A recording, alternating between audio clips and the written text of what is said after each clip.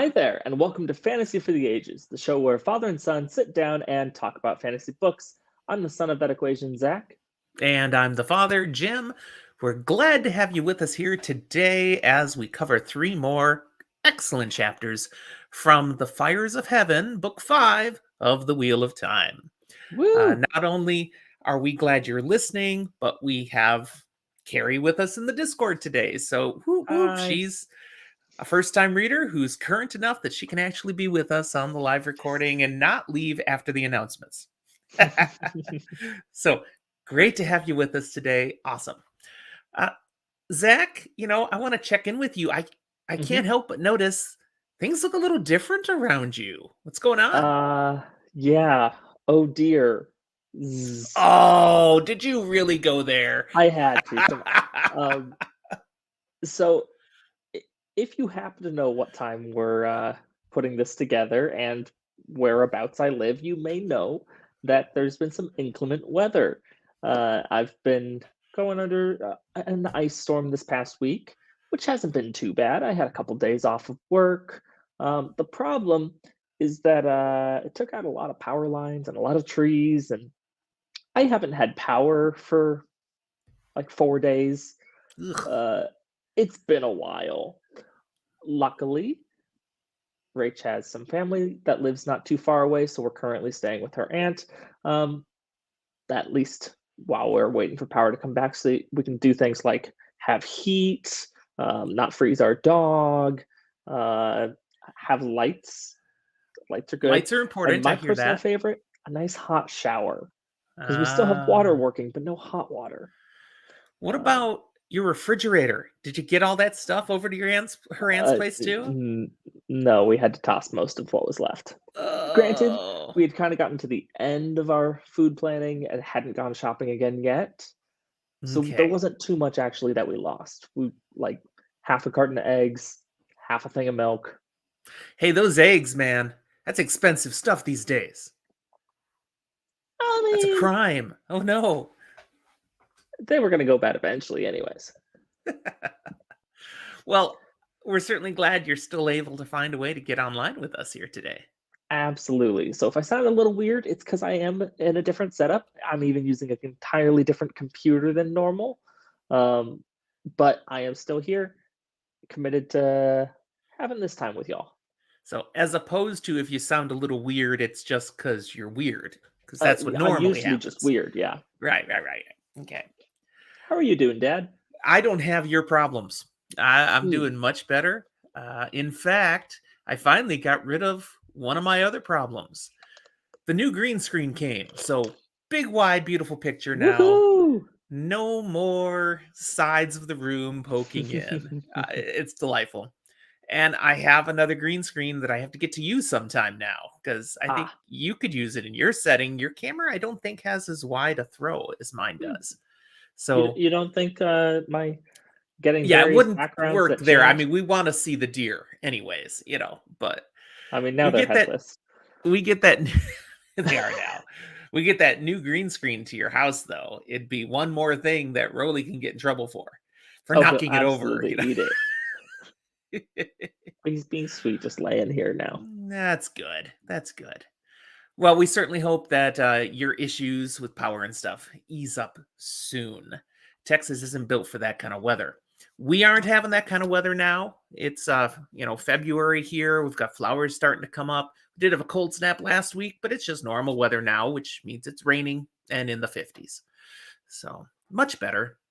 Um, Pleasant Saturday here. It was a busy week last week, but I got a more normal, relaxing week ahead of me.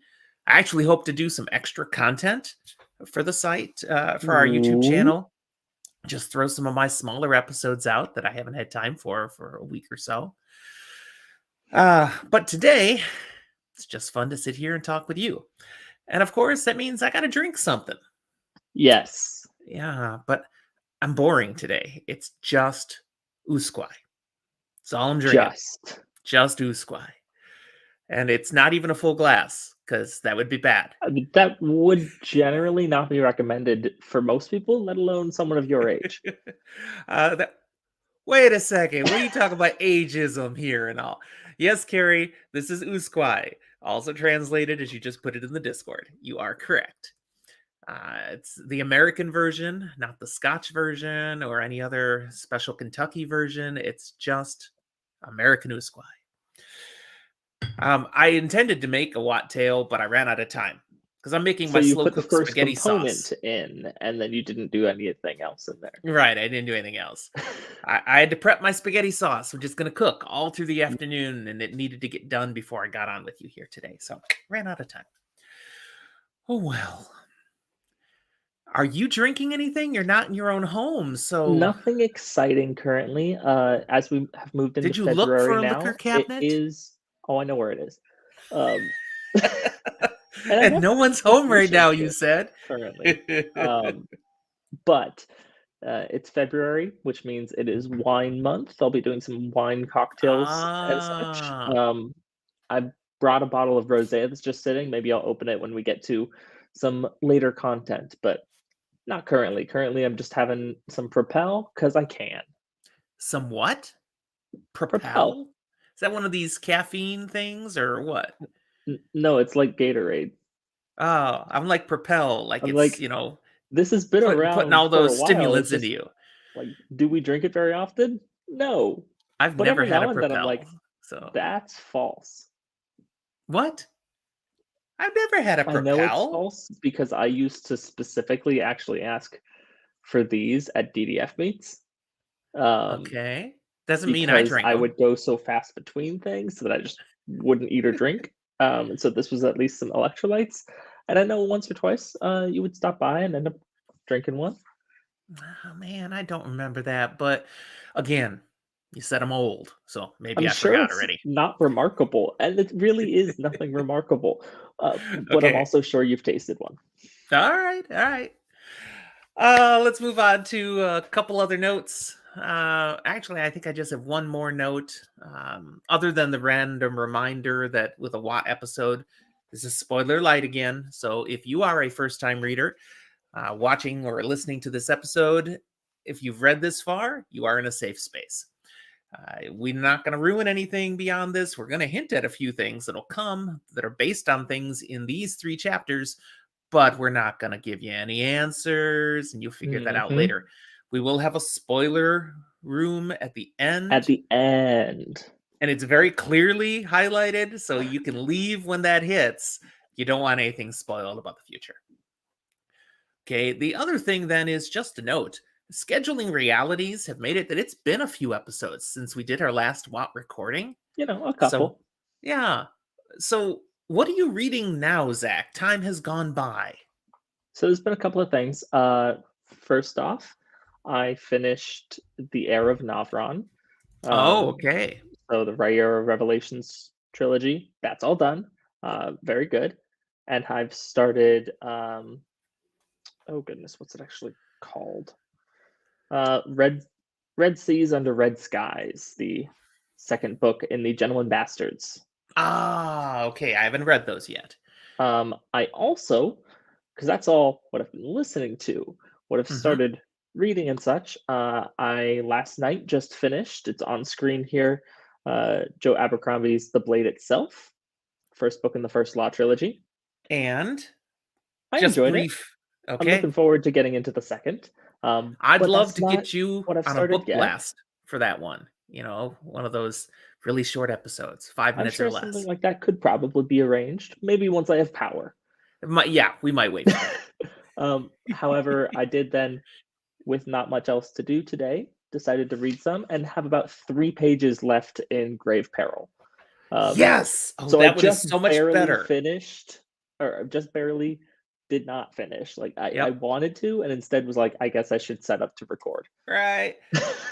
But true. That one's better than the first two. I mean, whoa, the first two kind of set up and now, wow. I've Yes? enjoyed it. Some, Good. at least one interesting new character. Okay. I'm glad you mentioned that because it's a good segue to something else that is happening today, later today on our Twitter, and that we're kicking off another Try Reader tournament.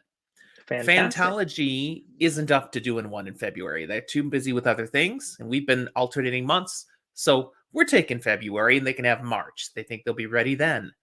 So we're going to do one on a theme of urban fantasy. Ah, that does So segue well. that's right. So I'll be putting more information out about that later today. I did make a specific decision that as we want 3 best urban fantasy, we're looking for specific novels, and they must be by different authors. So they Otherwise, can't be someone's going to same give authors, me. and they definitely can't be 3 in the same series. That's right. Someone would be putting out 3 Jim Butcher or Dresden File books. It's like, no. We want diversity. So we'll see what happens here. That'll be fun. All right. What am I reading? Yeah, what are you reading? What am I reading? Well, one of them is right above you on the picture here. Why Odin Drinks. It's Lots of just things, but I'm going to guess thought and memory. well, that actually has a lot to do with it, yes. It's a corny retelling of Norse mythology, and honestly, I'm not in love with it. I'm finishing it because I'm judging it, part of a competition that I'm reading for. Otherwise, I actually might DNF it. It's not bad. It's just not my thing. It's a little too corny and whatever. So I'm pushing through. I'm about 70% in on that one. Okay. I also have just earlier this morning finished Cursor's Fury, which still shows on our screen, book 3 in Codex Alera, and I moved right on to book 4, Captain's Fury. So that series is going really well. And then up here, we've got All the Wares of Pern, our current I'll book get for to the that. Pern Disc Club, and I'm about 10% in. Continues right from where the previous book ended, and it's just good. Loving it. So those are my books right now.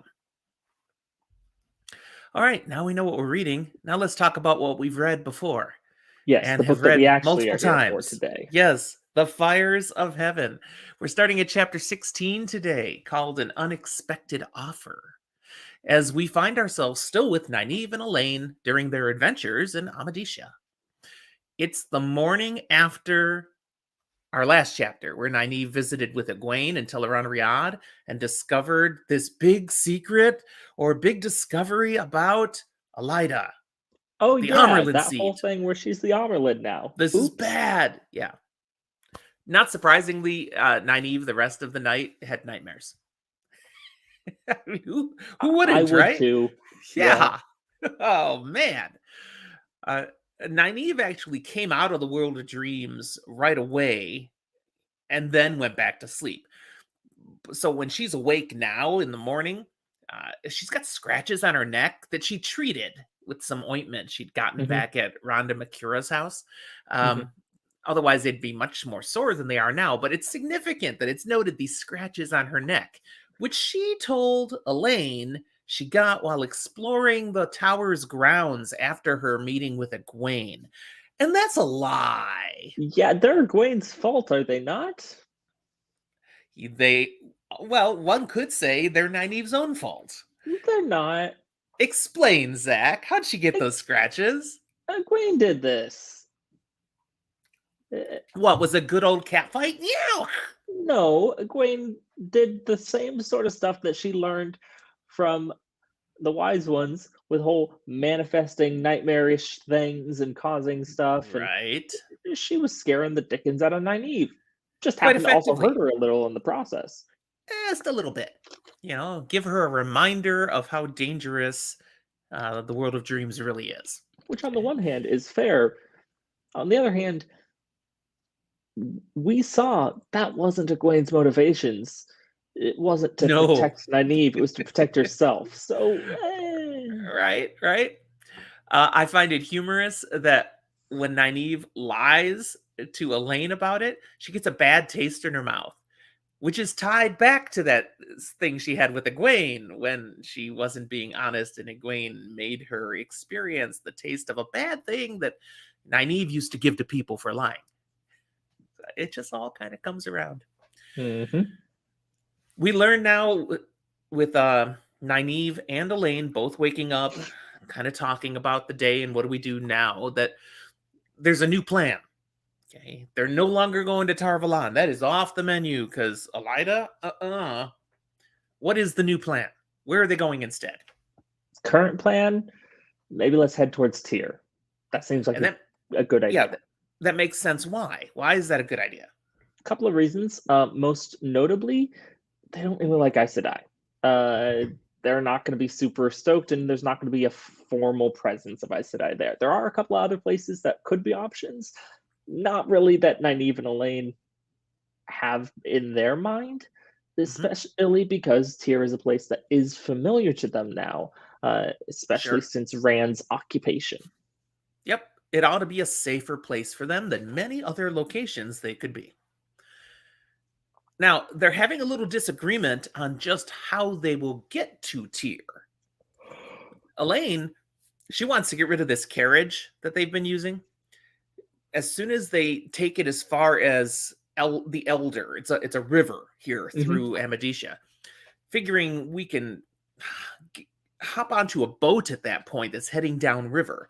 And down at the mouth of the river is a city called Ebudar. And in Ebudar, it's a major seaport. We should be able to get passage on a ship for Tyr. To her, that seems the fastest way to get there, most efficient. And you know what? She's probably right. But Nynaeve Yeah, says, no, no, no, no, no, no. We're not doing that no. plan. It's a dumb plan, awful plan. Never do it. Nope. Now, is this just because Nynaeve wants to be contrary?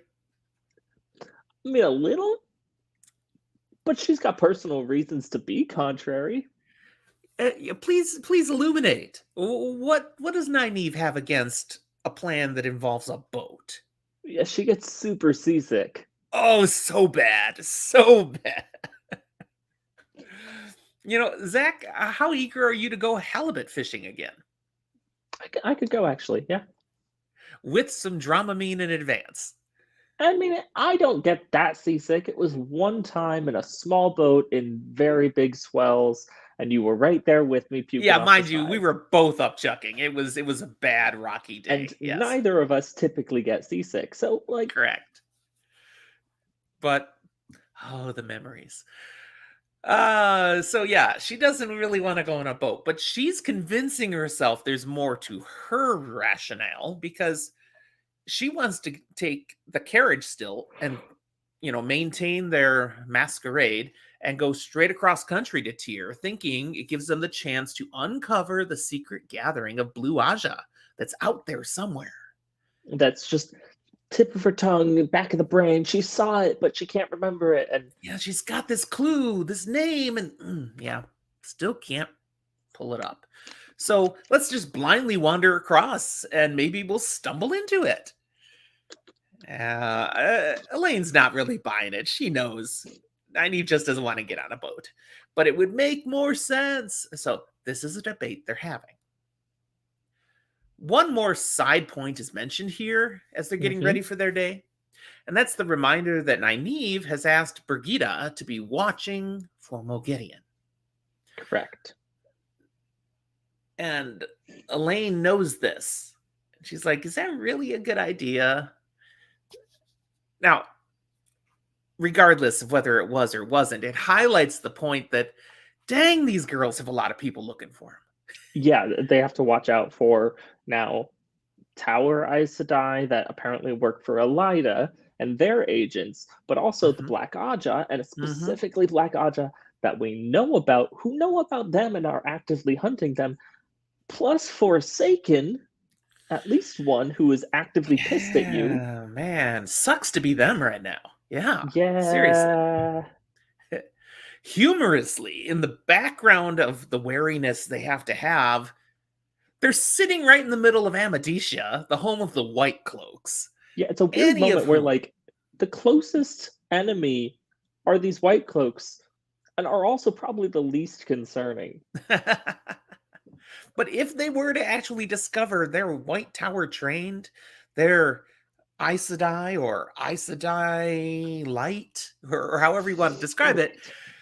they will easily be arrested, maybe executed, maybe somebody cuts their hands off while eating a sharp boned pigeon. I don't know how it would really work, but it would go badly for them.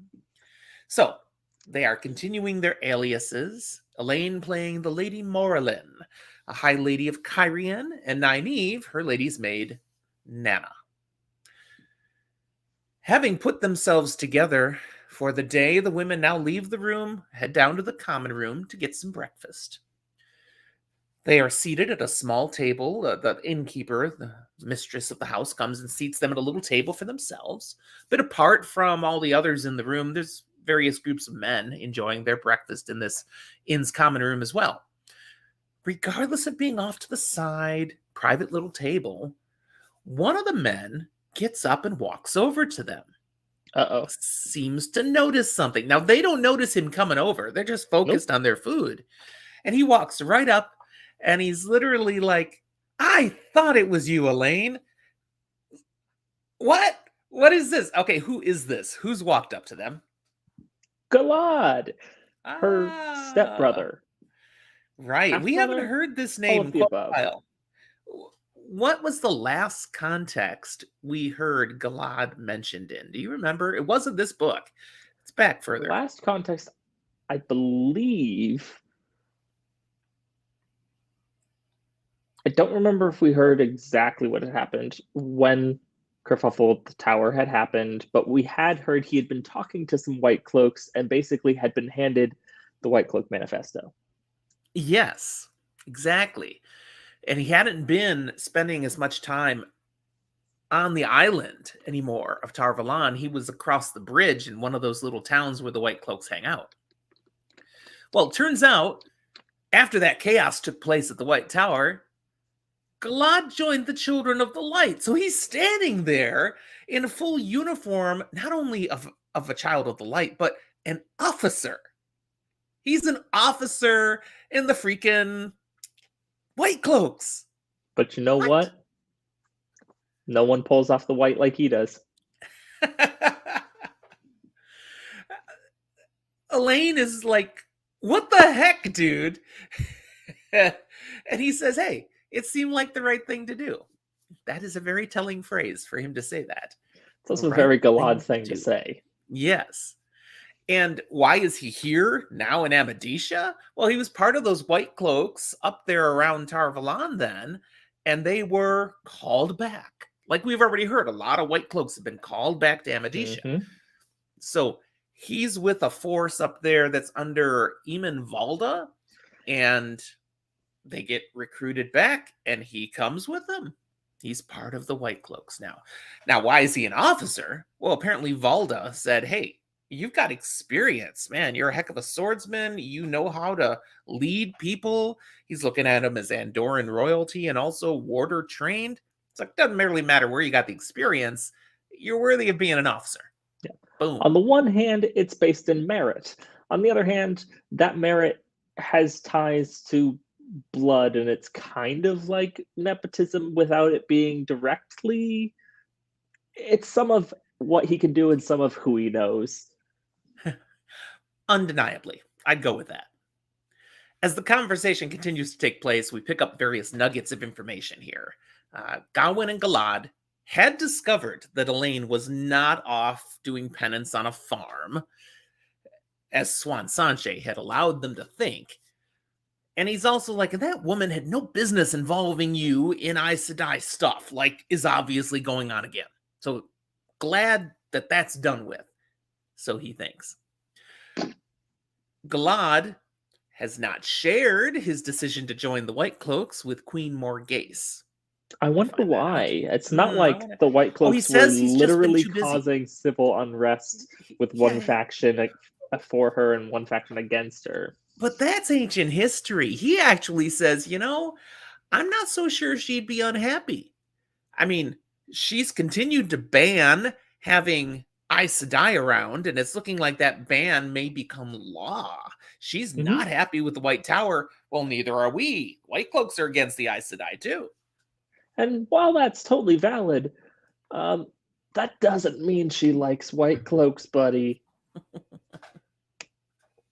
Galad asks about Egwene. It's like, hey, you two are here. How about the hot one?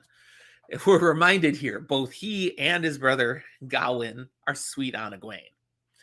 And the women say, nope, she's not here. They won't tell him anything else, but she's not with us.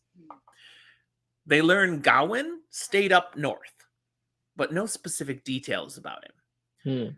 Now, we're in Nynaeve's POV for this chapter, so we get her thought going, he stayed up north? Well, I don't know what that means, but I'm sure that doesn't mean he stayed on the side of the White Tower and working with Elida. He wouldn't be that stupid. Mm, yeah, I'm sure that that's what that means, Nynaeve. We also get one more absolute factual truth here, as Galad shares Swan has been deposed, stilled, and executed. That's an absolute factual then fabrication. That the last part didn't happen. It's what Galad knows. The first two happened. Yes. So I feel bad for the poor person that they executed it in her stead. Now, of course, remember, the official word from the tower is that's what happened. Not that the Aes Sedai are lying, but that's what people think happened, and they have chosen not to correct anyone. See, Robert Jordan doesn't go grimdark enough to have shown us, but like that kind of lie doesn't get believed if there's no body. So who did they kill? Hey, no. That's how it is these days. We're jaded enough in society. No body, nobody's dead. Back then, people were more gullible. I don't think they would trust it. Carrie, what do you think? Are they gullible enough? Or are you with me? She's typing. We'll get her to chime in on this. I love to know when people think Zach's wrong and I'm right. So hopefully that's what she's typing. Galad offers to take leave from the White Cloaks and get his sister and Nynaeve safely to Caemlyn, into his mother's care. And he'll be happy to do that for Egwene too, if they will tell where she is. He's just relieved they are free of that awful woman, Swan Sanche, and he'd be happy to see them safely in the care of their mother. Oh, how little Galad knows what's really going on. Okay, she chimed in here. Carrie said, now that I'm watching House of the Dragon, I can picture bad stuff. I think they will believe without a body. Ha! I don't know. I think that's just a little bit of some happy, wishful fantasy thinking. That's perhaps that's a grimdark perspective. I like that. I will say, Galad here, nothing ostensibly wrong with what he's saying and offering. But he is having a bit of a white knight paradox situation. Not paradox, but rather a personal paradigm. Words are hard. Point is, he's kind of seeing himself as, I have to do this and save them and deliver them, and it's like, dude, they're capable. That's true. That's true. And that's really where, Nynaeve would be coming at him. But instead, Elayne says, you've made some really good points, Galad. Give me some time to think about this. Nynaeve has to work really hard to school her face, not to be like shocked. Now, at that moment, another White Cloak walks up saying, Galad, hey, come on, you can't be hugging all the beautiful women again. And Galad very masterfully diverts this guy's attention. He's like, oh, I thought these were some ladies I know. I don't, and they're not even interested in me. So basically, so you got no chance. Let's go.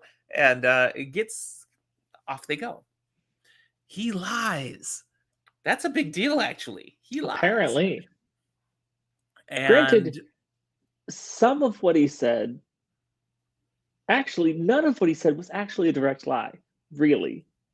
He said he thought he recognized them. He did.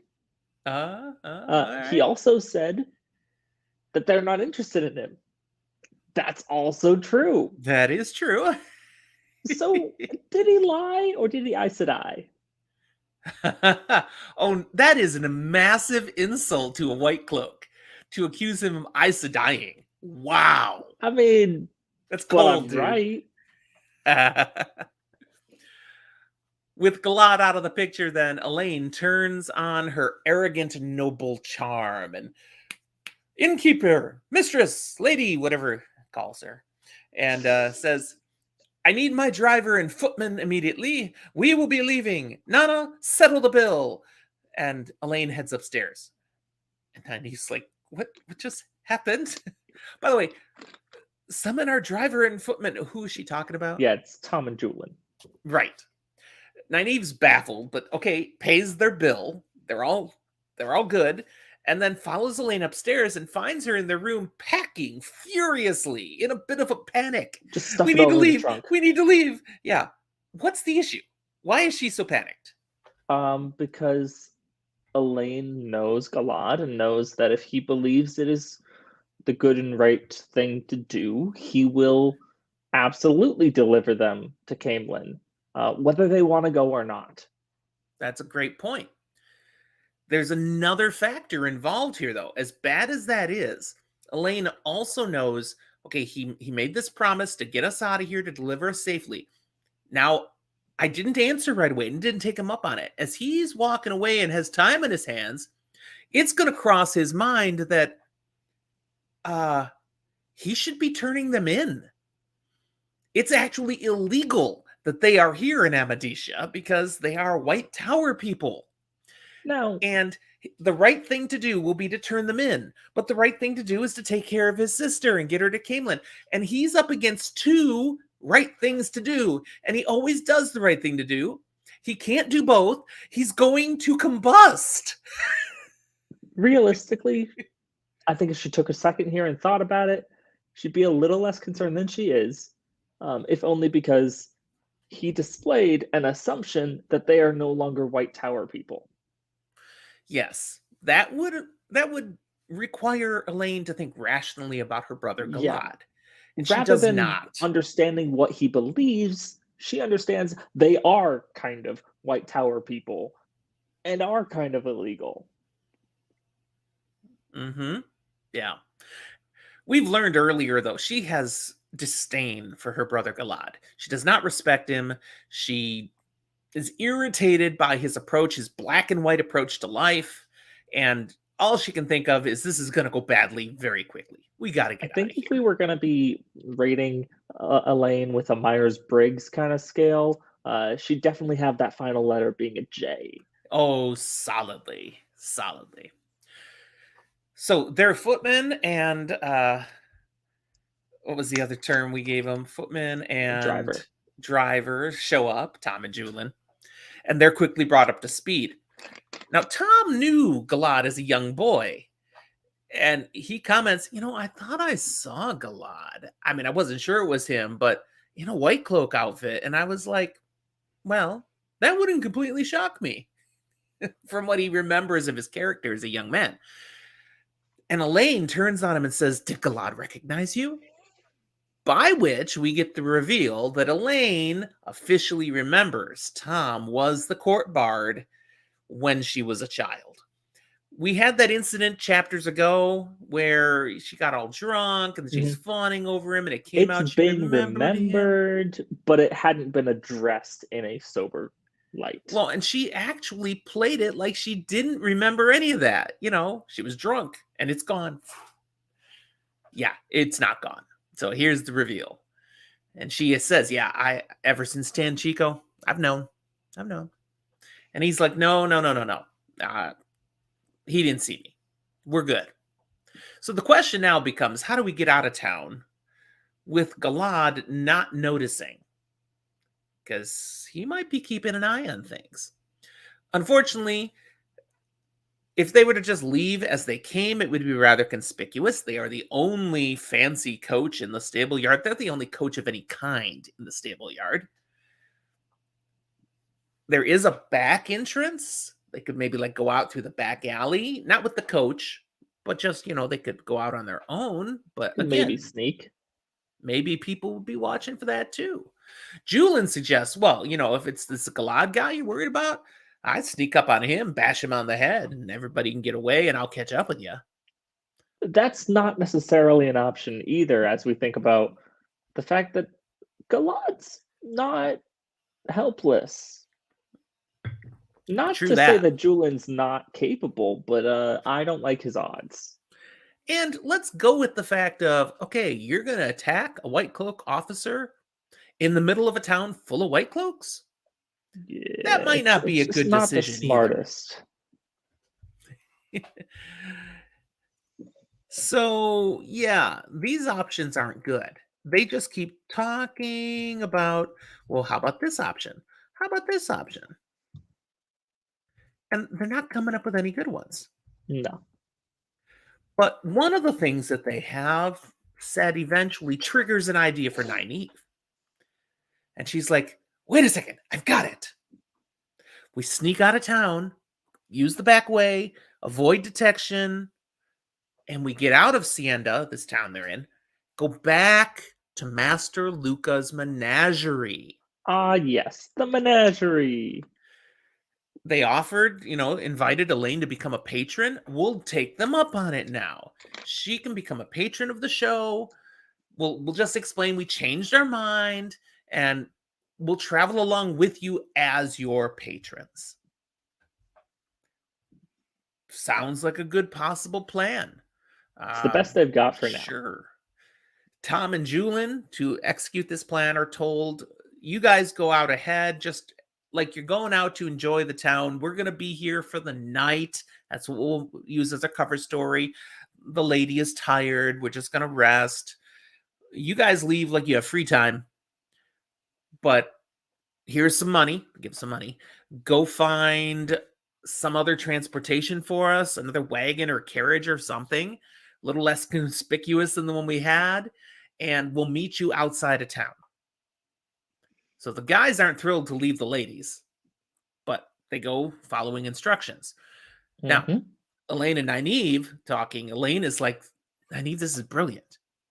This is a masterful idea. Galad will never find us this way because he's going to be looking for two women. He doesn't know anything about Tom and Julian, for one thing. But he is never going to look for us in a traveling circus, especially one that's heading to Gildan. And Nynaeve, she's like, in her head, this is her POV, remember? She's like, oh, crap, I forgot about that part. Yeah, she was kind of like, maybe we can definitely bully them into going the way we want them to go. Right. Take us to Tyr. She can't really deny it is actually good. Like, Galad's not going to expect them to go that way. So, of course, she sells that. Oh, yeah, that was the first thing I thought of when I proposed. It was all part of the plan. Nynaeve, you stinker. Putting the plan into action, Nynaeve goes down and tells the mistress, again, no disturbances, please. We're good for the night now. We're just gonna rest. And after a while, they're up there still going through their things now. They're packing. They can't take everything. So they're downsizing. They're leaving the best and fancy clothes because that would kind of lean into their masquerade, and they're not using that anymore. They're changing they don't need appearance. But the two of them have a conversation as they're going through and picking their stuff. And this is where it is point blank revealed from Elayne to Nynaeve that, yeah, Tom, he was the court bard in Camelin back when I was a little kid. And she just casually says, yeah, he was my mom's lover after Dad died. Okay. And he's like, what? You're like, what? Okay, this is, Two Rivers girl. You don't talk about things like that so casually, but it's different in Andorran politics. And Elayne points out here very clearly, I remembered all this in Tanchico that night that I drank too much, and then it was awkward. I just pretended I had forgot it all again. Yeah. So that's the end of chapter 16. We move on to chapter 17, where they're now moving forward with the escape plan. Correct. So just guys have been gone for a while. Yeah, they assume they've done what they were supposed to do, acquire transportation and all. The girls sneak out the back way. Okay, they've kind of, changed their appearance a little bit, and they're wearing totally drab, normal, boring, plain travel clothes. They manage to safely depart the town pretty much unobserved. So they pull it off. And they've walked a good 5 miles out of town when finally Tom and Julian catch up with them. Carrie's pointing out the bonnets. They got to wear bonnets to hide under. Yes. Which I had to throw in because she put in there now. We honor Oh our yeah. Discordians. But I'm like, when I make my notes, I have to leave something out. See, And now I my didn't leave brain them just out. went. Now I've spent I extra mean, time talking about bonnets. So no, I think now next time we have our Wheel of Time episode, we both have to show up wearing bonnets. I think that's how oh, that works. I'm pretty sure I have a bonnet. You know, your I'm mom pretty liked sure to I dress don't, but I as could figure it Laura out. Ingalls Wilder. So I got those little house bonnets around somewhere. I'll figure something out. Even if I put like a little pot cozy on my head, it'll count, right? Yeah. Now, to be clear, when my wife liked to dress up like Laura Ingalls Wilder, this was for Halloween. This is Oh, not a you mean kinky it's bed not thing, one of okay? those kinds of podcasts? No, we are not that kind of. I don't think any of us were immediately going there, but you apparently wanted to. So what does that say? Ah! I don't know. Hey, it's all about the ratings, buddy. It's all about the Ah, ratings. hmm. Okay, moving along. They finally have Julian and Tom catch up with them.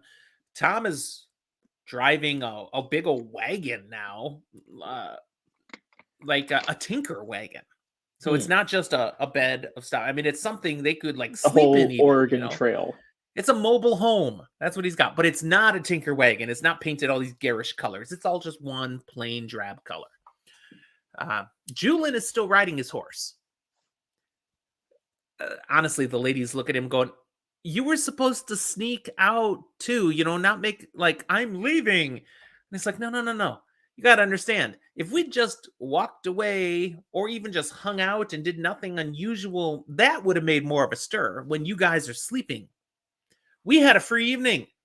I went ahead and said, a lady wants some fresh fruit, strawberries, something. I'm going to go, collect for her.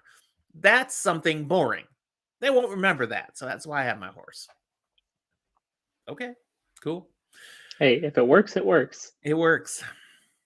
As they continue on, Tom shares what he discerned from the word on the street in Sienda, a little bit of sweet, tasty news.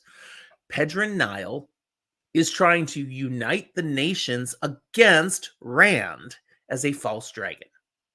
I mean, he doesn't have that absolute proof, but he hears enough things being said by enough people. That's what he's pieced together. And Tom is pretty good at drawing such deductions. And So it falls in line with what we kind of know. it does. And the thought that people are having is that this is a good thing. I mean, who better than to lead the struggle against a false dragon than Pedron Nile? The White Cloaks Which is stand against exactly the what he dark. wants them to think. Oh, yeah. Yeah. It's midday by the time they then reach the menagerie, and the greeting from Valen Luca is not so flowery this time. Zach, I why mean, does he not fawn over them and greet them happily to see them again? What's the difference? a couple of reasons. One, they look a lot worse for wear. They got rid of their best dresses. Their wagon itself is not the fancy carriage anymore. Mm-hmm. It's Mm-hmm. kind of like they stalked off all proud, and then now they're coming back with their tail tucked between their legs. Um, Absolutely. they've definitely come down in the world. That being said, I'd also go to hazard the little tip they left him left a little sour taste in his mouth. They insulted him with that little coin. Yeah, Nynaeve, it's coming back to bite you. He's It's like actually that. drawn the conclusion that they were faking it before. Yeah, I mean that's valid. It's a valid Yeah. conclusion. It's kind of true. I mean, if you're a high lady in the land, you don't just suddenly end up not a high lady in the land. That's not how it works. So And if you clearly, do, it's because you have a reason. And it's yeah. not a good one. Now, the reason he assumes is not what's really going on, of course. There's no way to determine that. He's figured they must have been just con artists or thieves or something. So when they now share that they intend to be the menagerie's patron, as he offered before, he totally dismisses it. He assumes if you've got the money for that, you stole it. I want nothing to do with that. He doesn't want your dirty money. No, I am no launderer. Elayne spins a yarn then, still playing the most arrogant noble. She says, "We will pay the menagerie's expenses and 100 gold marks on top of that if you can allow us to travel with you to Gildan and you make no stops until you're across the border. We're out of Amadesia into Gildan." Okay, Well, now that's a very tempting offer. it is, and it gets Luca to at least pause and go, But then he jumps to, okay, if you're willing to pay me that much money to You basically put the pedal to the definitely metal and stole get out it. of the country, yeah, what did you really steal? I mean, Like, at how that point, much did you trouble are you in? kill somebody important? Like, He's like, this is not important enough to me. I don't care how much money you have to risk having the White Cloaks come down on me or the army. I mean, what's this about? So Elaine's got to come up with something that's gonna pass muster. And she spins a great story, blending truth with fiction, which is always the best way to tell a compelling lie. So I've heard. mm, sure. I'm sure you've never, ever Uh, lied. integrity, man. No. Sorry, you've never I lied mean, well. Got there it. was a time when I was 8, maybe. I don't know. When I hit my brother with a rock or something, and I don't You know. guys think he's making this up, but it's a true story. Anyways, I didn't lie. When that happened, I didn't lie. I tried to get him to lie, but that's a different story. I didn't lie. Okay. So what's the deal with the story that Elayne makes up? Tell him the story, Zach. Why are they Uh, fleeing? well, they're fleeing from her brother. That much True. is true. Yes. Um, he wants to take her home. That part also kind of true. True. Wrong home gets mentioned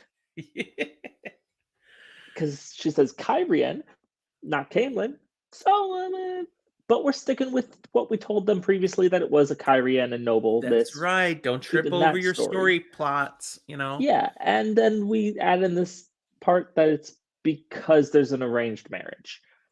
And Mm-hmm. who wants to be stuck in one of those? I mean, a No. horrible husband, maybe he drinks too much, he's put on some weight since his 20s that were like 50 years ago. Um, She gives some very believable points that basically says he's old, fat, and short. I don't want him. but hey, It, he's rich. and she points to it's all about her father's dreams because he's hoping this marriage will do what for him? It'll kind of get them closer, unite families. It's all part of their game of houses. Which is a very Kyrianan thing. So this is believable. Gets him a little closer to that sun throne. But she's like, and this is great. Her dream is to marry a red-haired Andorman, whatever her father says. I See mean, this blend. It's yeah, that great. part's mostly true, but also I don't think her father's going to be saying a whole lot. No, probably not. I did an episode on the zombie apocalypse, but that's not part of Wheel of Time. So They don't typically speak a whole lot. brain. Yeah. Okay. Luca begins to be swayed. But there's enough to this story that he's like, okay, this is plausible. Maybe there's something in this for me. Show me the money. That's where he's next. So Nynaeve does. Okay, fine. Look, gold coins. We have them. Now, they don't have a freaking 100 gold coins to pay once they get to the destination. But they, in theory, have a way to get money.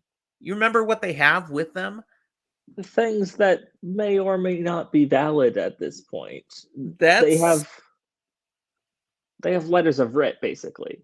right, with Swan Sanchez Yeah, name on it. they have treasury notes signed by a no longer Amerlin. Um, so, like, is it valid?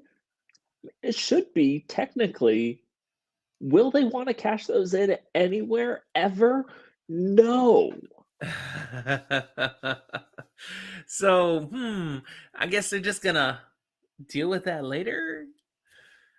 Well, Nynaeve says, I will parcel out the coins for your expenses along this trip. I'm not giving you anything up front. When there are expenses, you come to me, I'll give you money. And you're not seeing that 100 coin payout until we are there. You have to fulfill what the deal is, okay? The terms.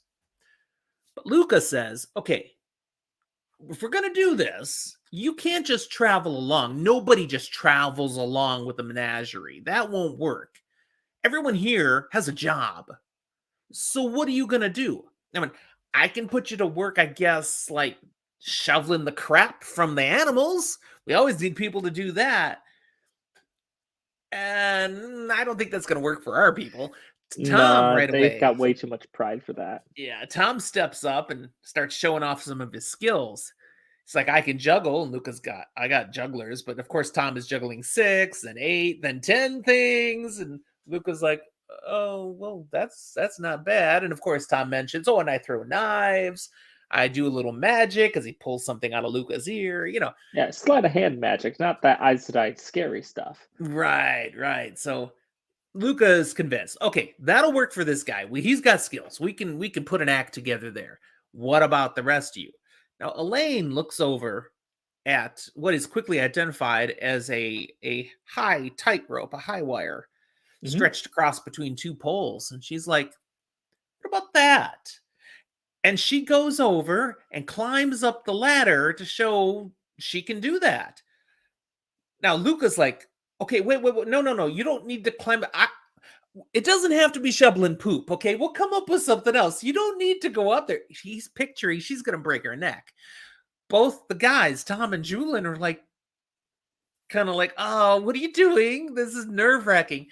Nynaeve's calm and collected. What does Nynaeve know that the others don't know? Luca doesn't know, and she's thinking Tom and Julian ought to know. That Elaine's gonna cheat. Absolutely. Uh, Carrie puts down in the Discord, I don't know if it just showed up there, she put down girl power. It's more than girl power, but it's kind of girl power, It is a girl power. I mean, right? no guy has this power. So, of course, she channels so that there's some firmness to the surface that she can walk across. She basically creates a flatness of air and walks across the tightrope. Now, she makes it look like she's working at it, to balance and stuff, but there's no chance of her falling. She's Now, totally I've always channeling. been a little bit confused about it, just a little, because I was under the understanding that to a certain extent, you can't channel a thing of air so much so that like you have a platform that you can just stand on and then like move it around. Because one of the things you theoretically can't do is like fly of your own power. Right. But there is a rope But to attach yeah, things to. and so she's just like elongating the rope surface, That's how I making picture it. the air around it firmer enough. If the rope wasn't there, could she do it? Not necessarily, but she can expand out from the rope a good 6 inches on either side. Well, and keep in mind, for this to be believable, the rope still has to move. Tight ropes aren't metal rods. When they walk on them, they bounce a little. So it's still going to have to bounce a little, which means she can't have created a solid platform of air under the rope or it wouldn't bounce. So, yeah, she's extended air on either side of the rope. So she has more to balance on.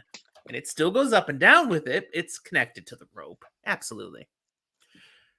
So she does that. And while she's successfully up there, Julian climbs up the ladder too to show off what he can do. And he balances across as well, but he's really balancing because he has this skill. And He yet does parkour in his free time. he does it like a clown. He does it, and in real life, there are these kind of acts where people go out and whoa, like they're gonna fall, and and they never fall or they almost fall, those sorts of things. That's the act he puts Yeah. up there, which contrasts with Elayne being so cool, calm, and smooth. It's a great act, and Luca's like, I like it. We could do that. Julian's showing he's good enough to look bad. right? And then he turns finally to Nynaeve. And what about you? I'm paying. That's right. My special talent is pulling coins out of this purse. Yeah, that's it. All right. Well, it's good enough for Luke, I guess. He calls everyone over. Hey, hey! Brings the whole crowd of the circus over and says, "We have new performers added to our troupe. Let me introduce you." And he does, and he tells them what they do, and he's kind of vague about what Nynaeve does, just that she does something really awesome with, yeah, giving us money. That's true, I guess. Nynaeve's like, we need to clarify a little later that I don't perform, okay? Because he made it sound like I'm performing. Everybody needs to remember that. Spoiler light. Remember that. Okay. We then get a quick breakdown of who the other acts are. So there are horse handlers. Okay, to be clear, these are not performers. These are people who handle the horses, who pull all the wagons, all right? They have a job. They're important. There's no small parts, only small people. I mean, I guess. I think that's the right cliche. I don't know. It feels a bit like on the horse's nose or something. I don't know. There's Petra the strongman, who's not like the tallest person, but he's massive apparently. Just really huge muscles, wide shoulders, no neck, he does that kind of thing. Strongman competitions. Yes. He has a wife, Shireen, and she is a dog trainer. She does the dog acts for the circus. Ooh, good. They have puppies. Then there is Littell, who is a bear performer. She trains bears. She does bear acts. I'm sensing a theme with a lot of animals here. Kind of vibes with my whole interpretation of what a menagerie was. Right. But there are some who work without animals. I mean, the strongman doesn't, and the next one doesn't either. Aludra, supposedly the an strongman illuminator. lifts animals. Right. But the illuminator does not shoot animals. Yes. Now we've met Aludra before. I know, Aludra! That's what Carrie just did in Discord too. Aludra! Fade into the background here. This is not the first time we've seen her. It's not even the second time we've seen her. Why we might remember Aludra. I mean, she was there when Rand blew up Kyrian. No, he didn't blow up Kyrian. He blew up the Illuminators Guild in Kyrian. Just outside Kyrian. But she was there for that. We also saw later, Matt met her, and she gave him some fireworks that helped him break into the Stoneteer. She's a very explosive person. No, she just makes explosive things that other people blow up. So we can definitely draw the conclusion this is the same Aludra that we've met before. Let's just be clear here and now. Chekhov's Illuminator. Something's gonna blow up. Who knows when? Might not be till the end of the series. Chekhov's gonna blow Illuminator. Up. Nice. We also meet the Chavanna brothers. These are great because they're acrobats. There's a few of them. They don't look like brothers at all. There's no way these are brothers, but they're the Chavanna brothers. I mean, one is a sea folk person. Yeah, I mean, the others clearly aren't. You know, look, different. They are brothers as much as Lopin is cousins with all his cousins. That's true. Our Watt fans do not get that reference unless they are a little more red. Barry and Kin, a couple of jugglers who are now feeling not worthy after seeing what Tom can do.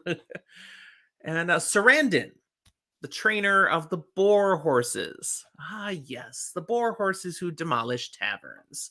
That's right. Elephants. Now, all but Littell warmly greet them. Littell, well, she just appears to be a sourpuss. It's nothing personal. She just doesn't seem to have a very fond view of life.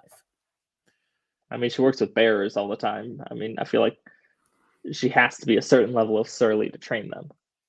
Now, I want to point out something here. We just met all these performers. Yeah. The one performer that was not introduced was the high wire guy. There was a reference made when Elayne asked, "What's that thing?" And oh yeah, the poor guy. I think something happened to the former high tightrope You think they guy. forgot to put the net out? No, I don't think there was a net at all.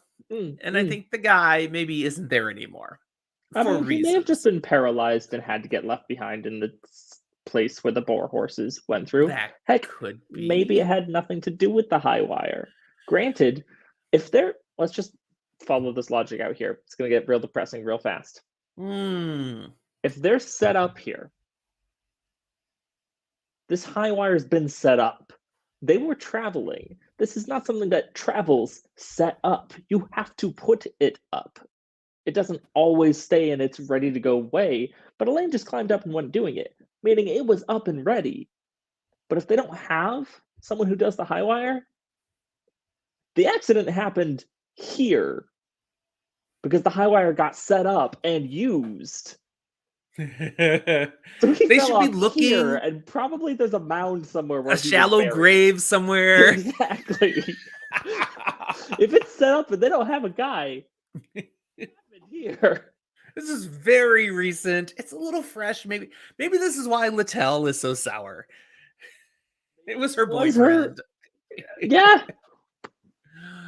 Oh, we'll find out maybe. We'll find out. Everybody else, though, Littell aside, everybody else seems happy that they're joining the menagerie. They don't know anything about patron. He doesn't mention that. Said new performers. Why would having new performers make everyone happy? New performers means a different new act, which brings in more business, which brings in business for everybody. Money, money, money, money. Yeah.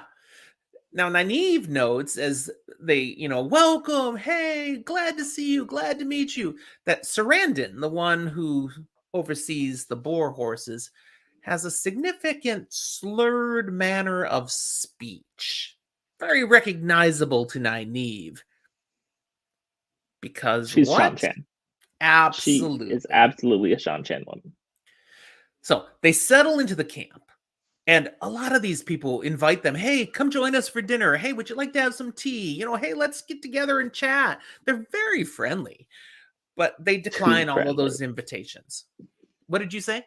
I said too friendly. Too friendly? No, they're just nice people. Well, okay, one of them's too friendly because Luca, he invites Elayne to something. He says it very close and privately to her, and she slaps him. And then Tom, who must have overheard, starts working with his knives. And Luca takes off. What do you think he propositioned? What did he say? Luca was simply pointing out something that Nynaeve could do rather than an act. No, he was talking to Elayne for this. Oh, was it? Yeah. Oh. Well, he was still saying the same kind of crap. But he just got to admire her legs after all, up there on the tightrope. He's thinking something. This puts Elayne in a bit of a sour mood, so Nynaeve decides to wander off on her own. And she goes over to the boar horses, strikes up a conversation with this Sarandon, the handler. And Nynaeve makes it known, I recognize that accent. You're from Shandar. And she tries to, get out of it. I thought it might be better to actually read this rather than just try to talk about this conversation. So it's dramatic reading time again, people. Oh, no. Oh, yeah. So we're going to read the very ending of chapter 17. It's like a page. A page? You sent me two. Yeah, but we're not reading. Notably, I'm not at my place, so I have my phone, not a book. Yes, I gave him the script of what we're using. So we're going to start with... Okay, maybe it's a page and a half. We're going to start right there with the top of page 235 of what I sent you. Mm-hmm. Okay, so do you want to be Nynaeve or do you want to be Sarandon?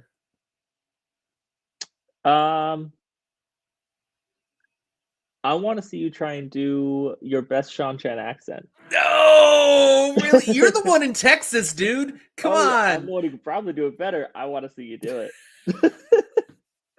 Okay, for You those gave who don't it away. realize this, Robert Jordan once said, I think he said it more than once, his idea for the Shanshan was kind of a southern drawl.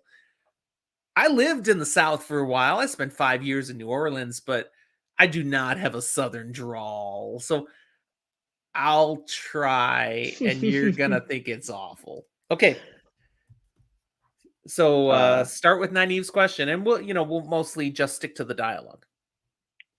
What are they really called? And she's referencing those animals. Shredded. They are shredded. But Master Luca thought a name more easily said was better. Are there many shredded in Shanchan?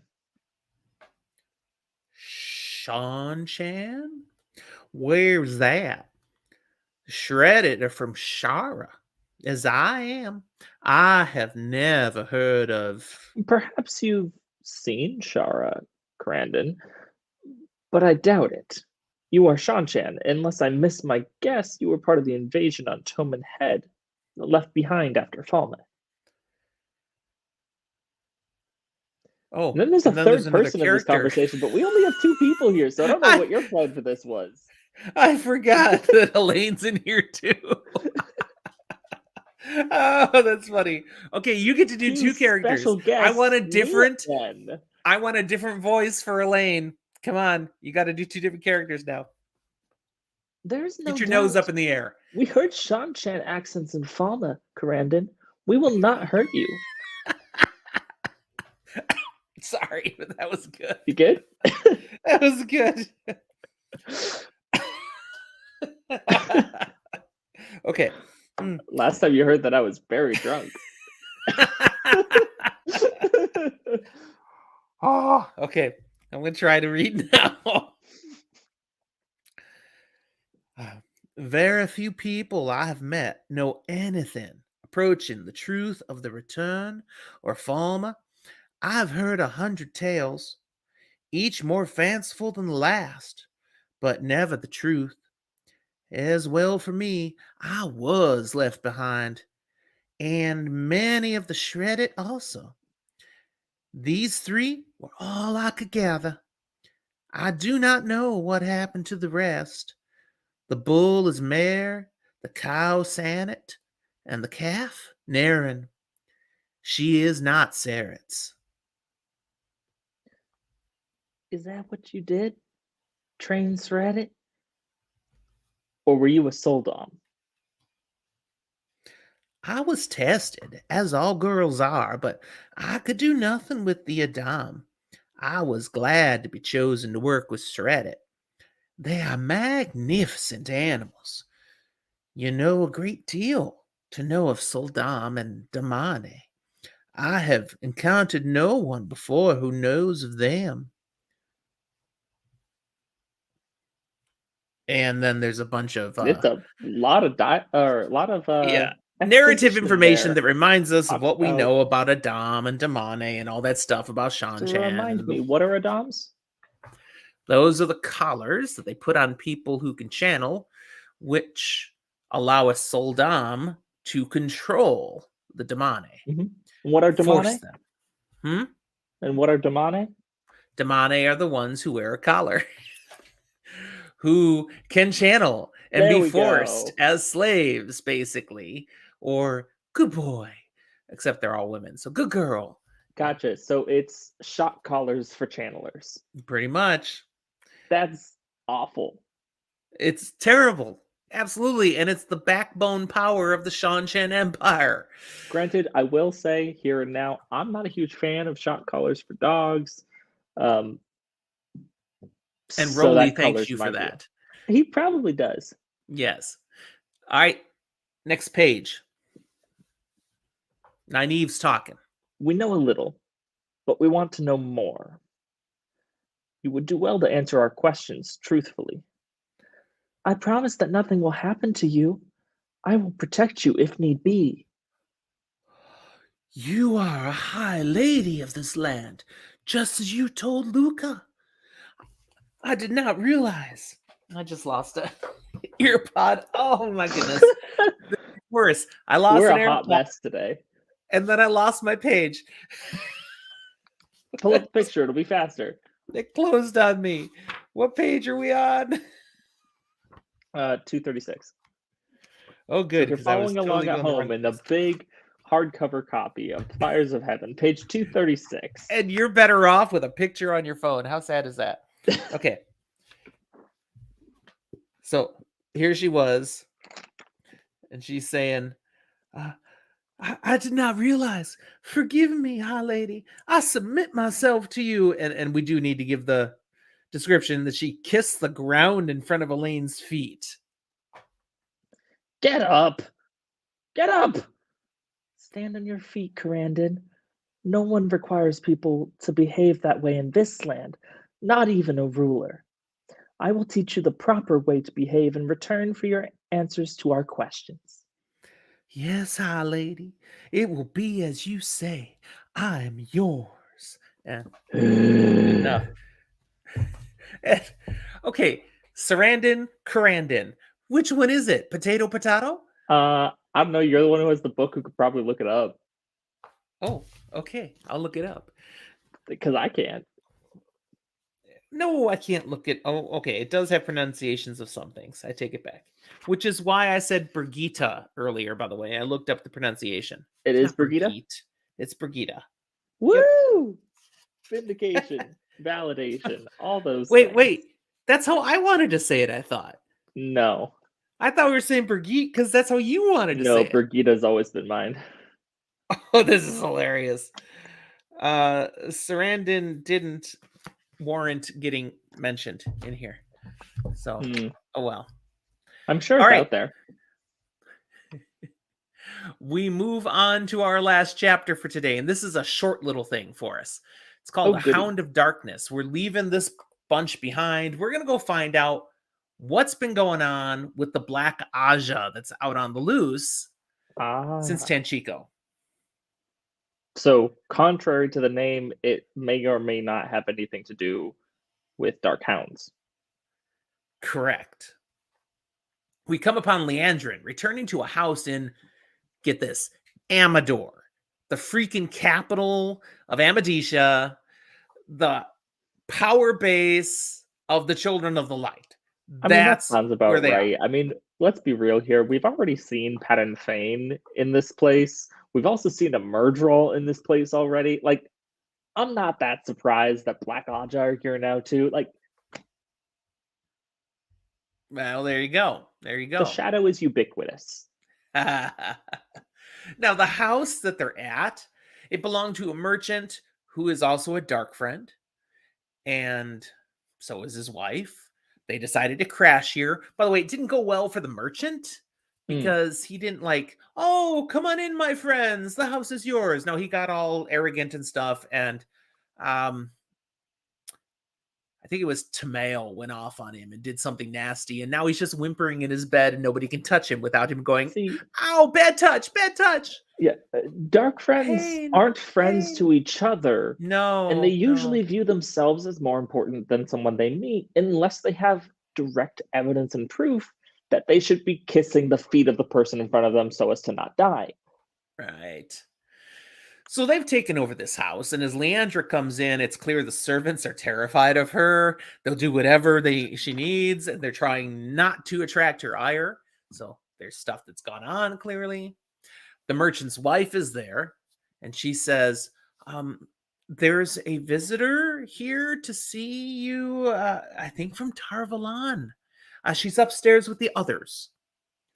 So Leandrin heads upstairs, and she's like, visitor from Tarvalan, another black sister?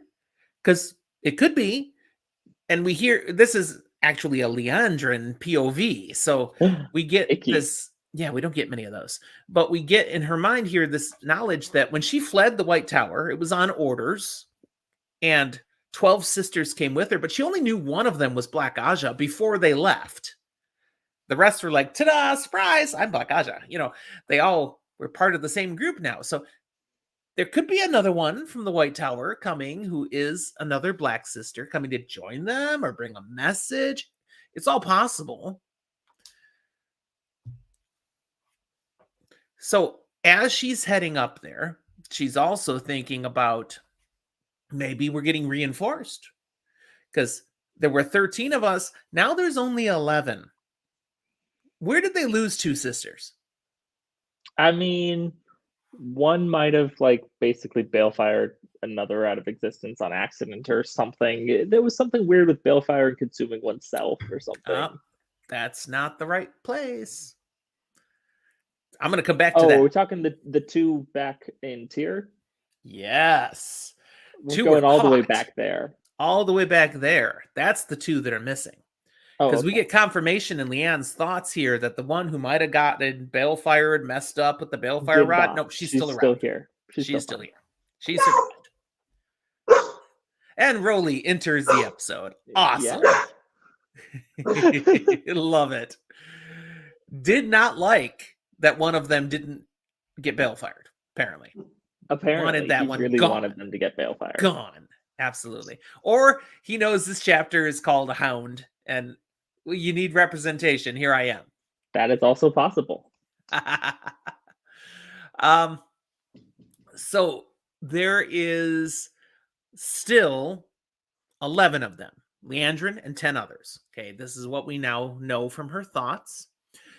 The two that are gone and dead, she blames very squarely on Nynaeve, Egwene, and Elayne. Because those were the three they had set a trap for in Tyr, and things went badly. She looks forward to when she catches up with them again and can wreak her vengeance on them. Now, Jeannie, I have no idea how to pronounce this name, but lots of vowels. Yes, that too many vowels. That one, Robert Jordan makes up a name just by throwing in more vowels, sometimes. Yeah, okay. Some people throw apostrophes, others throw vowels.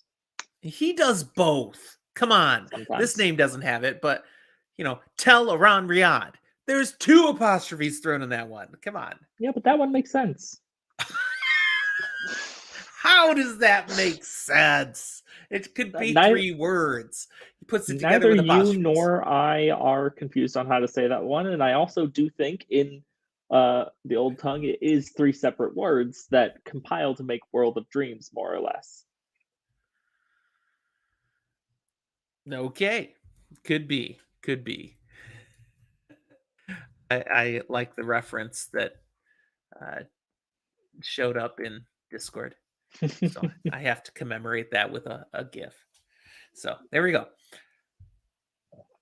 I don't know if you knew the reference, though. Yes.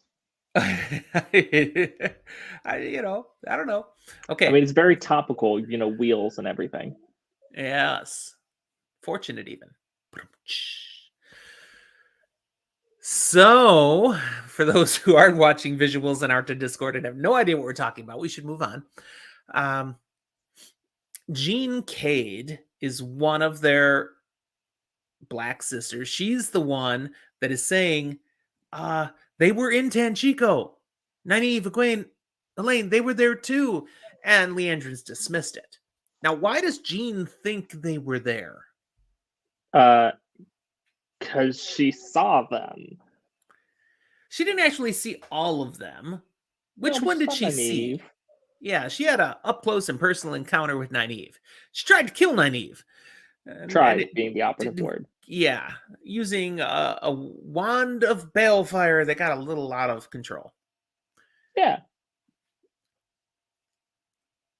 Leandrin's like, there's no way they were there. Because if they were there, we would have captured them.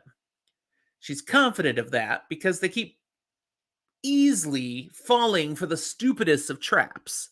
What is she remembering? Now, I already referenced Tyr. They walked right into that trap. Mm-hmm. What other time is Leandrin remembering where they have just been so gullible and stupid?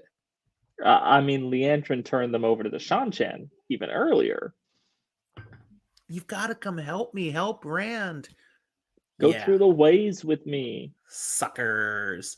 So she doesn't seem to have it cross her mind that they might be wising up a little, learning from some experience.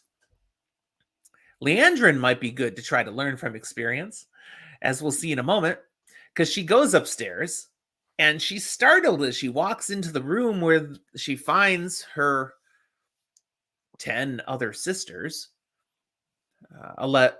10. She sees 9 of them all standing straight against the wall, all around the rooms. Like they're not all together.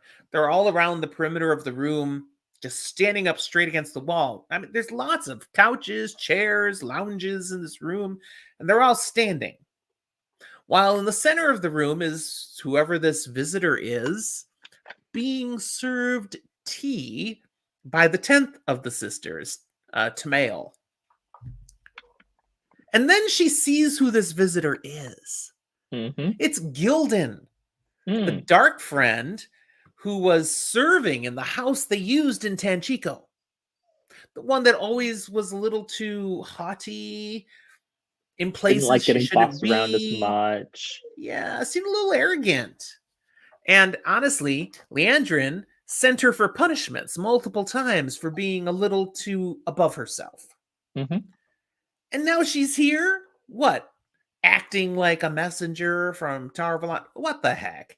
And so she goes off on her. She grabs the power and she's going to teach her what for. And, well, she actually doesn't grab the power. It's not Because there. Gildan grabs the power, shields her. Bam! Just like that. Whoa. Yeah, and very quickly, Leandrin finds out, I messed up. Yeah, that's I not messed really up. Gildan. That was a disguise. Because we learn here Gildan is Mogedian. Ah, yes. Something we And, knew they did not. and Leandrin, it jumps right back in her thoughts to, oh crap, I punished Mogedian and Tanchico. I'm a dead woman. No, And you sent Mogideon to be punished. She didn't serve any of those out. right, Mogedian is like, you're thinking right now, I know what's in your mind. You're thinking about those times you sent me off to be whipped in the kitchen and yada yada. And yeah, none of those happened. In fact, I got extra sweets and desserts because they felt bad for how you were picking on me. So no, we're fine. We're fine. But I'm wondering if I'm going to have to teach you a lesson now,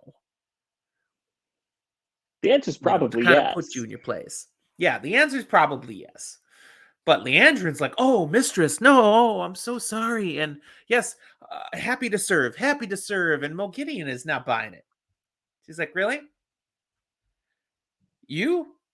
I'm not going to have to teach you a lesson? Oh, no, that totally won't be necessary. Okay, Mogedian drops the shield. And Leandrin's going all off on, we all serve the same great lord and happy to work with you. And Mogedian's like, no, girl, you're not working with me. Working for me. You weren't there in Shile Ghul bowing to the Dark Lord. No. We are not on the same level. Superior, inferior. Okay, Yeah. let's be clear. You serve the idea of dark. I serve the dark. There's a difference. Leandrin's like, oh, yes, of course. But again, this is Leandrin POV. We see what's going on in Leandrin's head. She's like, yeah, I'm going to take care of this chump. So as soon as she senses Mogedian has let her guard down, goes to sip some of that tea, she strikes. Now, what does Leandrin strike with? Well, she's got that little trick we've seen her use before, compulsion. So she tries to compel her, and wham, she gets hit with some power-based agony as she's now on the ground in total pain, and then it shifts. And she feels adoration and love for Mogedian, and then it turns off. And she's like, oh my goodness, she just toyed with me like a simple nothing. I was nothing. Wow. And I'm going to go stand in the corner now. Leandrin goes, gets in line against the wall. I've been put in my place. Now, again, we get the point that in Leandrin's point of view, she's conceding the day, but she is not whooped. She's thinking, definitely I'll lost wait. this battle, but I'll she can wait for still my win time. more. That's right. That's right. Because we even see her acknowledging as she's talked with Moghedien. Moghedien does not know everything. Okay. She's not omnipotent. I caught that. There's things we know she doesn't know. Hmm. Also, why is she doing this hiding and being incognito? Maybe she's scared of the other Forsaken. Thus, she's scared. We can work with that. There are opportunities here. But Moghedien, she's reading Leandrin like a book. She Hmm. literally saying, all right, very good. Go line up with the others. I sense you might be one that's going to need a second lesson. We'll get to it when necessary. You're not going to like the second lesson, but so be it. No. Leandrin, she's like, I'm going to bide my time. I'll wait for my opportunity. Yeah. And it's not going to go well. Moghedien's got her number. But then Moghedien does something where she casts a web of solid air on Leandrin, and clearly all the others, this has been done as well. This is why they're all standing up against the wall. But she leaves one of them free. Okay. So the ones that are locked up against the wall, like Leandrin, they also have their ears blocked. They can see, but they can't hear anything. Rihanna. Did you know Rihanna was in the Wheel of Time? Apparently. Rihanna is the only one left free. And Moghedien beckons to her. And she goes over to her, and they can all see Moghedien tell her something. They can't hear it. And apparently, they are all really bad at reading lips. Apparently. What Leandrin can do is read the reactions. So Rihanna, it's like, oh, kind of a thank goodness reaction. She looks relieved. She hears whatever Moghedien has said, and then she leaves. She's been sent to do something. Marilyn Gamalfin is the next one and is released from her bonds, walks over, and whatever she's told, she looks surprised, but then eager, like, yeah, okay. And off she goes. Then we get the lady with too many vowels, Jean Yes. Cade. There's literally, in that little name, Jean Cade, 7 vowels. 7 vowels. Come on. Really, 2 Robert? syllables. 7 as far as we know. vowels. Maybe 3 syllables. There's only Maybe 4 4 syllables. consonants. Okay. Maybe that's why she gets something told to her that just horrifies her. Yeah, she She literally even like, gets told, no, don't make me do that. you have too many vowels in your name. We're going to have to change that You need or to change you. downsize. Whatever it is, she's forced to accept it and she leaves. Then we get a couple others after her. And I think this is the first time that we get all the names of these Black sisters. I believe this is the first time. So like Barilla Naran and Fallion Boda. I don't think they were named before.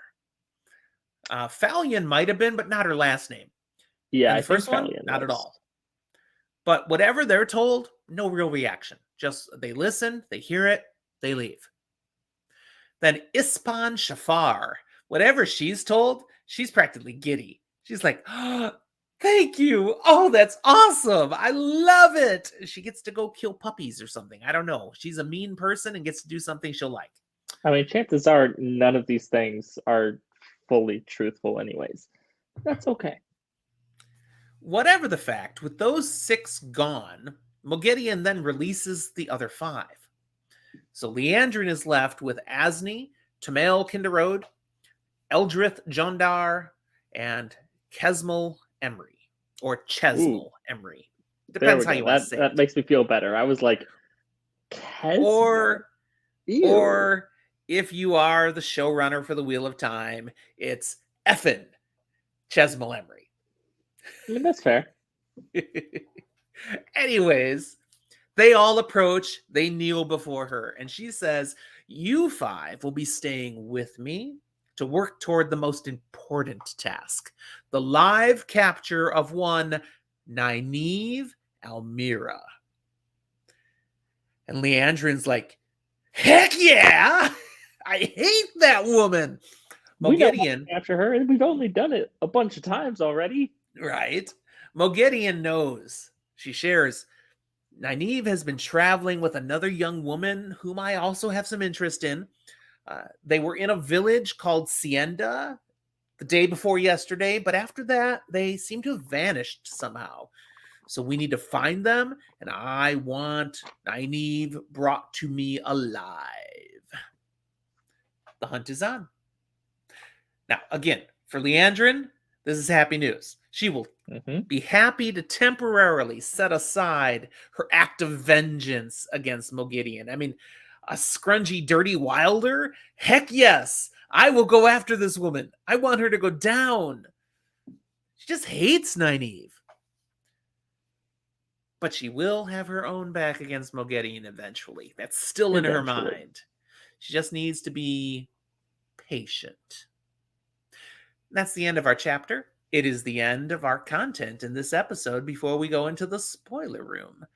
So we bid Carrie a fond farewell before we ruin something for you. Thanks for hanging with us today. Your comments make our episode more fun. Absolutely.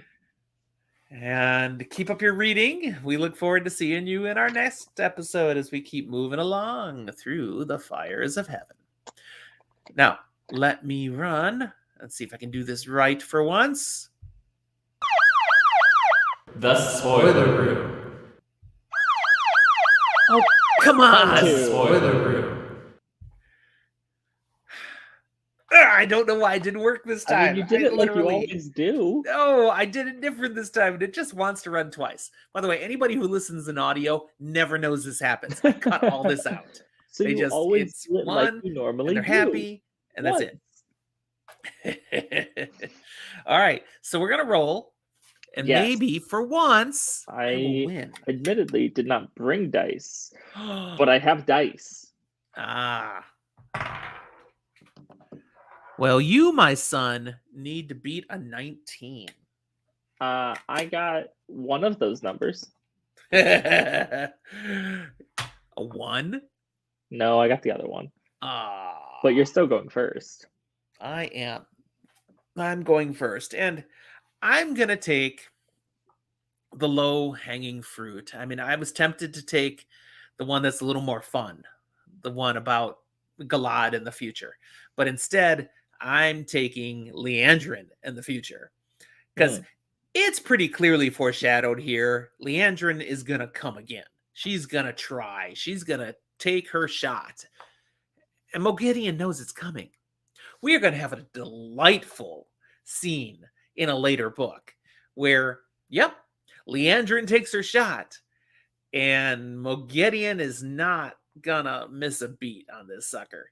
She is going to put her in her place so hard that the girl can't even channel anymore. She just, nope. And she's going to suffer, and she's going to be miserable, and we're all going to go, yeah, because Leandrin sucks. Anything that comes to her, she deserves. And I think after that, we never hear about Leandrin again. I think nothing comes to mind. The end of the line for that girl. Yeah. In fact, the whole bit with these core Black Ajah around that time just kind of fade away. They don't really go on to play a key role in the end game. Not that I remember. That storyline's done. There are obviously Black Ajah that do play in later when the big reveal and a whole bunch of heads roll and all that. But this group, it's kind of done. Since we have all their names, I might search and go through and see if I can find any kind of inkling of there still being another one that does, but I don't remember one necessarily. Well, there you go. Yeah, I saw it. Don't worry. It's fine. Okay. Did you do that? No, but it is fine. Oh, it is fine. Okay. Now I have to edit this? No. I need to explain. Otherwise, I have to edit this later. Yeah, somehow we just all jumped out of Discord, and I don't know what happened. Just poof, we're out. It was weird. But Carrie's gone too, so it didn't matter. Spoil. Yeah, what's your spoil? I'm gonna talk about how Nynaeve really should have picked a job. Because she's gonna end up in a less than desirable job for herself, partially because she's one of the only ones available. She's going to get shot at. It's great when that happens. Yeah, Classic. it is great, and there are plenty of reasons with this and other further complications, including Birgitta no longer being in the world of dreams. But it all kind of stems from the fact that she didn't want to take on a job and doesn't really have any skills that pertain to the menagerie. Now, Right. realistically, she could have just gone with the whole, I was a village wisdom, I'll take care of people and be like the physician here because people are gonna get hurt. I mean, It's couldn't she gonna have happen. worked out some act where she's thumping people? That too. Like a whack-a-mole situation. Or, there's a certain element of society Physical that likes to be thing. thumped. Or I don't know if she'd be down for that with her Two Rivers sensibilities, but definitely like a physical comedy, Three Stooges-esque thing. Ah, okay. Yeah, a little vaudeville. Bring a little vaudeville in. She could do that. But no, instead she gets to be the dummy. Wearing a nice dress. Yeah. All right, good stuff to come. Absolutely. Absolutely. So that's our spoilage for today. Thank you for being around with us. Hope you've enjoyed this episode. Let me run our outro here and just remind people of the ways you can connect with us. Please All do our contacts through Discord, social media, email, Patreon. If you want to be like Carrie, jump in on a live episode and interact with us while we're doing it. Just join us on Patreon. You can find us at Fantasy for the Ages. For as little as $1 a month, you can join us for any of our live recordings. But more than that, we would love to see you on Discord, interact with you on social media. We do this for the fun of it, and if you connect with us, that's fun. Anything else you want to say, Zach? No. I'm good. Well, okay. We'll talk to you next time.